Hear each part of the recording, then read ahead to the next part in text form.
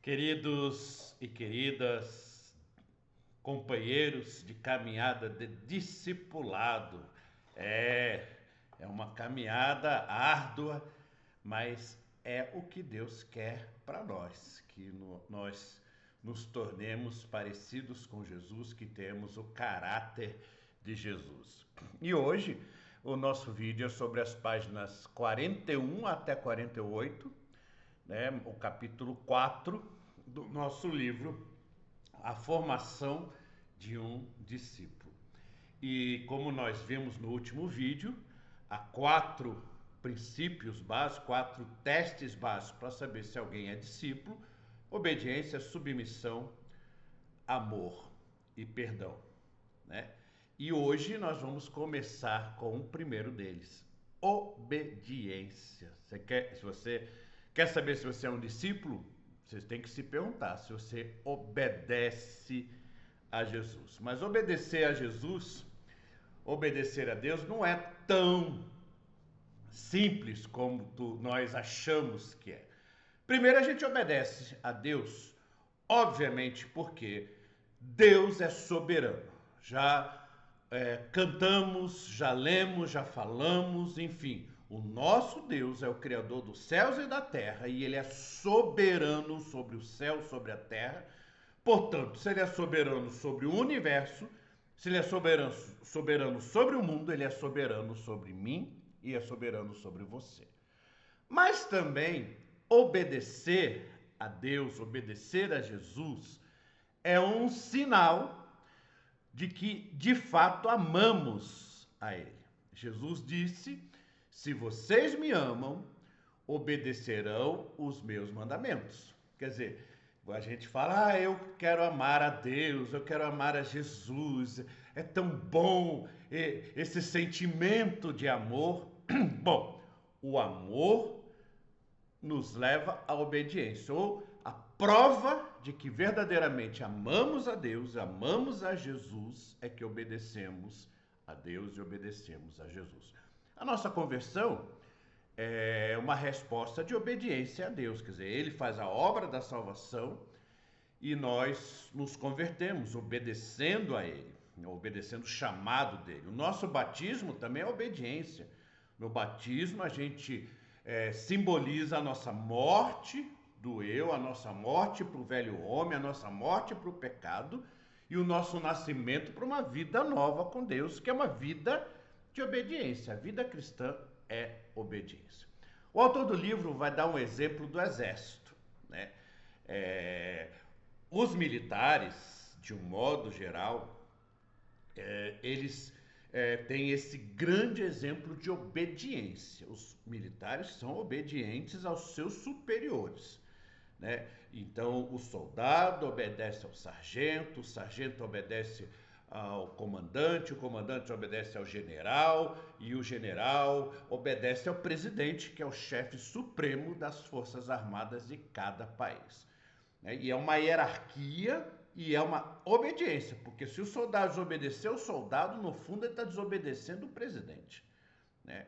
Mas no exército, a obediência é motivada pelo medo, porque todo mundo nessa hierarquia sabe-se que se desobedecer uma ordem superior, ele vai pagar por isso, né? Então, o medo motiva a obediência, mas é uma obediência perfeita, mas motivada pelo medo. Nós, os cristãos, não temos medo de Deus. O que nos motiva a obedecer a Deus é o amor. O amor é que nos leva à obediência. No Evangelho, o amor que nos leva à obediência. Agora, para obedecer a Deus, eu preciso saber o que Ele quer. Eu preciso saber a vontade de Deus. E não adianta a gente romantizar isso e achar que Deus vai aparecer no nosso quarto, Jesus vai aparecer do lado da gente e vai dizer o que Ele quer que a gente faça. Na verdade, Jesus está sempre conosco. Mas a revelação da vontade de Deus, ela não acontece em experiências de êxtase espiritual. Ela está revelada, a vontade de Deus, na Bíblia. Então, obediência vai nos levar a ler a Bíblia, a estudar a Bíblia. Jesus disse também: se vocês permanecerem firmes na minha palavra, verdadeiramente serão meus discípulos. Então, o que nos leva à obediência é conhecer a Bíblia. Eu tenho sempre falado que em janeiro agora eu vou completar 40 anos que eu fiz minha profissão de fé, que eu fui batizado na primeira igreja presbiteriana independente do Rio de Janeiro. E nesses 40 anos, uma coisa que me chamou muito a atenção é: a igreja é intransigente com a verdade de que a palavra é a nossa regra de fé e prática. A igreja é intransigente na defesa da Bíblia. No entanto, não lê a Bíblia. É como se você tivesse um cardápio de um restaurante e você defendesse o cardápio, mas você não come as comidas que estão ali no cardápio. O cardápio é tudo, mas você não está disposto a comer, ter uma experiência de degustar a palavra de Deus. Então não adianta só ler, claro que é um começo, mas você precisa ler, precisa estudar, precisa aprofundar, ter consciência de que a Bíblia não é uma coleção de versículos, mas a Bíblia são textos sagrados, são livros que precisam ser compreendidos, ou pelo menos perícopes, trechos da Bíblia precisam ser compreendidos, tem que entender o seu contexto. Então a gente precisa estudar a palavra de Deus. O autor o autor do livro, desse capítulo, ele faz um paralelo com o exercício físico, Quem sou eu para falar sobre isso, Que a gente tem que, para nos exercitar, nós temos que ter disciplina. E a parte mais difícil é sempre começar. Depois que a gente começa, aí tudo bem, Você acorda cedo, não, tenho que correr, acorda cedo, eu tenho que caminhar, eu tenho que ir na academia, enfim. Às vezes a gente não quer, a gente não tem vontade, a gente cria um monte de desculpas para não fazer isso. Mas se a gente se impor a disciplina, falando, eu vou ler a Bíblia, eu vou estudar. Depois você começa a ler e começa a estudar, você começa a perceber o quanto a Bíblia tem a nos ensinar, o quanto é fascinante conhecer a palavra de Deus, os textos bíblicos. Então esse é o convite que ele nos faz. Na verdade não é bem um convite, é uma ordem, Nós precisamos obedecer a Deus. Para obedecer a Deus eu preciso ler a Bíblia para entender o que Deus quer de fato de mim. Então ele diz que toda decisão que a gente vai tomar na vida, ele acredita, ele tem uma convicção que todas as decisões que nós vamos tomar na vida, existe algum princípio bíblico para nos orientar, ou uma ordem direta de Deus na palavra, na Bíblia, para nos orientar. Então, as nossas decisões diárias têm que ser orientadas pelos princípios da Bíblia, pelos textos da Bíblia, pela vontade de Deus revelada na Bíblia. Muito bem, depois ele vai falar aqui do exemplo de uma professora, que lá nos Estados Unidos, talvez esse exemplo seja um pouco difícil da gente entender, porque aqui no Brasil a gente tem um contrato de trabalho que, enfim, a qualquer hora, a qualquer momento o nosso empregador pode nos mandar embora e a qualquer hora a gente tem o direito de pedir as contas e ir para um outro emprego. Lá nos Estados Unidos não, lá eles levam muito a sério os contratos que eles têm. Então você tem um contrato de trabalho de 6 meses, ele tem que cumprir esse contrato. Se é 2 anos, se é 3 anos, se é 10 anos, você tem que cumprir esse contrato. E ele dá o exemplo de uma professora que tinha um contrato de trabalho vigente, que ela tinha que levar a sério isso, e que ela disse que sentiu no coração um chamado para largar esse trabalho e ir trabalhar na missão que ele tem lá de evangelização. E ele disse para ela, olha, não adianta você só me falar que você tem um sentimento de paz, tá tranquila, que Deus quer que você vá fazer isso. Não. A Bíblia tem um princípio de que se você assumir um compromisso, se você fez uma promessa, de trabalhar para o seu empregador por 6 meses, por 1 ano, 2 anos, você tem que cumprir essa promessa, tem que honrar os seus compromissos. Então, o sentimento daquela professora, estou em paz que eu tenho que desobedecer, quer dizer, você não pode dizer que vai desobedecer a Deus porque você está em paz no seu coração para fazer isso. Não, está errado. Quer dizer, as emoções não substituem o que a palavra de Deus nos ordena. Muito bem, além de conhecer a Bíblia, nós precisamos decidir obedecer. Porque muita gente quer obedecer, mas querer é um sentimento, é um desejo. Não é o suficiente. Você precisa tomar uma decisão na vida. Vou obedecer. Então, à medida que eu conheço a Bíblia, eu tenho que tomar o segundo momento é decidir. Vou obedecer a palavra de Deus. E ele fala, hoje em dia, nós vivemos numa sociedade dominada pelo hedonismo, que é a ideia do prazer. Tudo que nos dá prazer é bom e a gente ficando feliz e tendo prazer, isso é correto. Não funciona assim em relação à palavra de Deus, o Evangelho e a Deus. Essa ideia de que se você gosta, se te dá prazer, faça. Não, evite os sentimentos ruins, as cobranças, as limitações. Se entregue aos seus sentimentos. Achar que Deus quer apenas que você seja feliz, sem se importar com o que acontece à sua volta, é um erro. Não é isso que a Bíblia nos diz.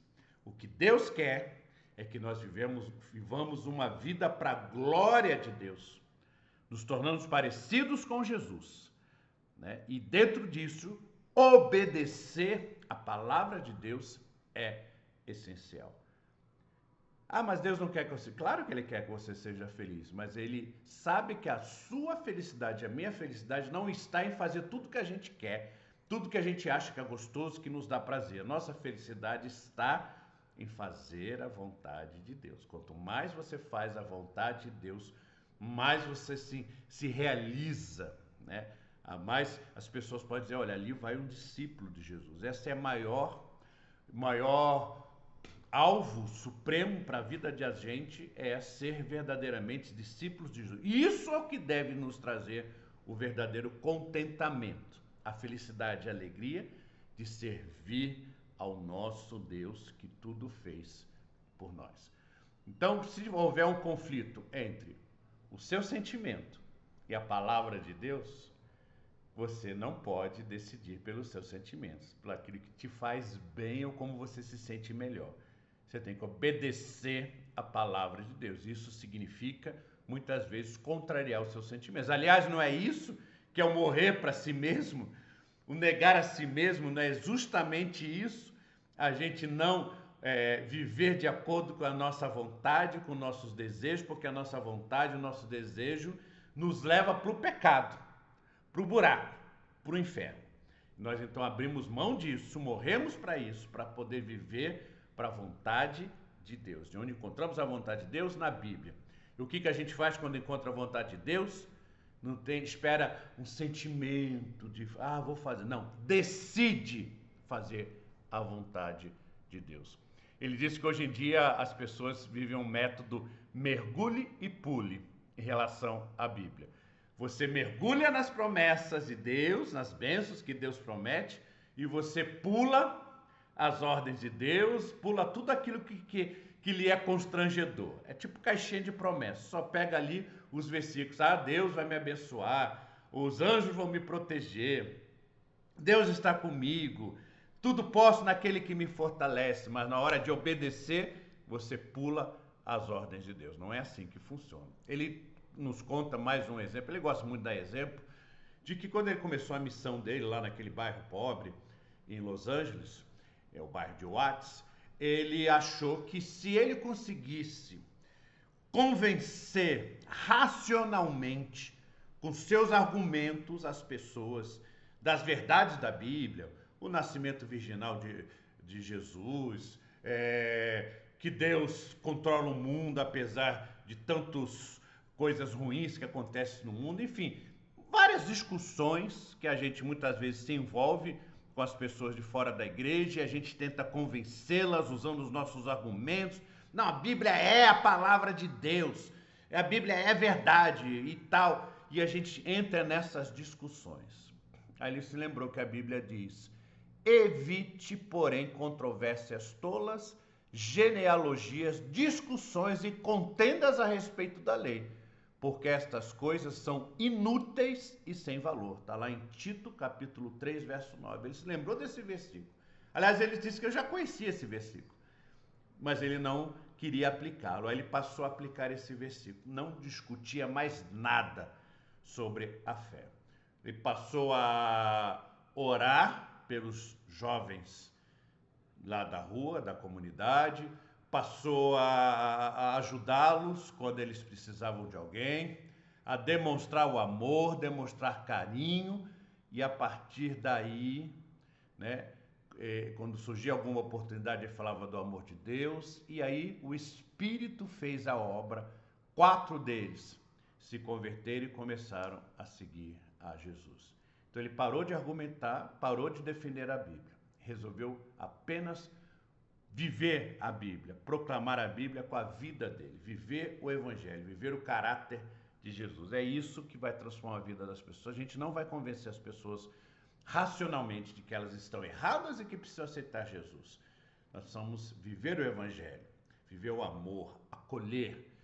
E aí, quando a gente menos perceber, Jesus vai fazer a obra, o Espírito Santo vai fazer a obra e vai transformar a vida dessas pessoas. Então ele percebeu que ele estava desobedecendo o Evangelho ao tentar cumprir a missão e estava prejudicando, ele estava tentando fazer o papel do Espírito Santo. Quem convence do pecado é o Espírito Santo, é ele quem transforma a vida das pessoas. Muito bem, o vídeo já está um pouco longo, mas chegamos ao fim. Lista de verificação do discipulado. Você é um discípulo? Você obedece?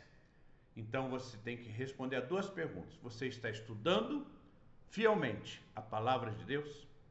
Você decidiu fielmente obedecer a palavra de Deus?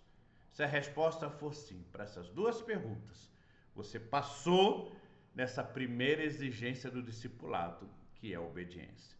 Se não, precisamos então pôr em prática essas 2 coisas: estudar a palavra e decidir obedecer a palavra de Deus.